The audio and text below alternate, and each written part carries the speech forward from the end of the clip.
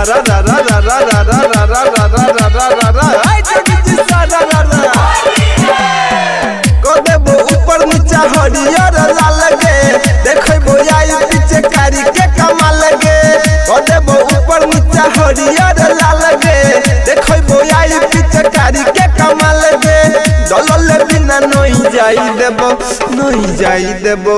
नहीं जाई देबो नहीं जाई देबो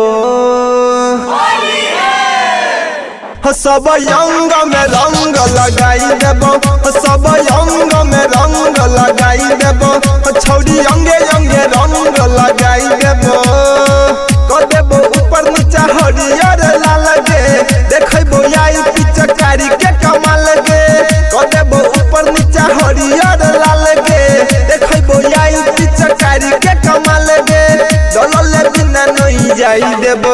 नहीं जाई देबो नहीं जाई देबो नहीं जाई देबो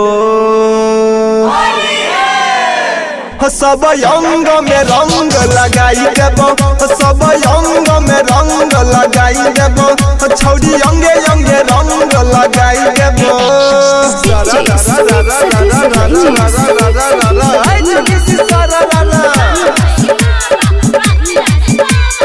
भौजी के बहिन बनै छै पवित्र बनै छै पवित्र भौजी के बहिन बनै छै पवित्र जंट मार चलै छै लहंगा के भीतर बोला हई रे हई सारा रा चुप चापेली है पीछो कारी पकड़ गे चल तई नहीं पाता के करो लगतै नहीं खबर गे चल तई नहीं पाता के करो लगतै नहीं खबर गे केकरो से दिहै नहीं छौड़ी तू बताई गे पूरा नहीं मनी है होली चियाई गे केकरो से दिहै नहीं छौड़ी तू बताई गे पूरा नहीं मनी है होली चियाई गे हाथ भीतर में घुसाई देबो घुसाई देबो घुसाई देबो घुसाई देबो सब अंग में रंग लगाई देबो सब अंग में रंग लगाई देबो छौड़ी अंगे अंगे रंग लगाई देबो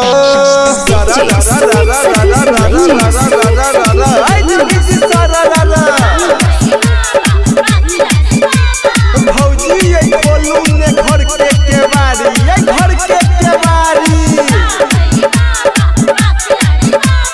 भौजी ये बोलू ने घर के केवारी लहंगा में कर दियो ने घीव धारी बोला हई रे हई सारा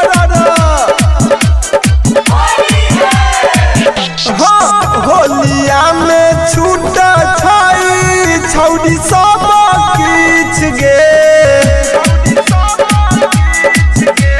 साबुन लगाई के लिए सब किछ खींच गे साबुन लगाई के लिए सब किछ खींच गे रवि मुकेश कर तो नहीं गरबर गे सिंह जीवछ से तू करी है नहीं डर गे रवि मुकेश कर तो नहीं गरबर गे सिंह जीवछ से तू करी है नहीं डर गे रंग लगाबे शांति पाई देबो हेगे पाई देबो हेगे पाई देबो हेगे पाई देबो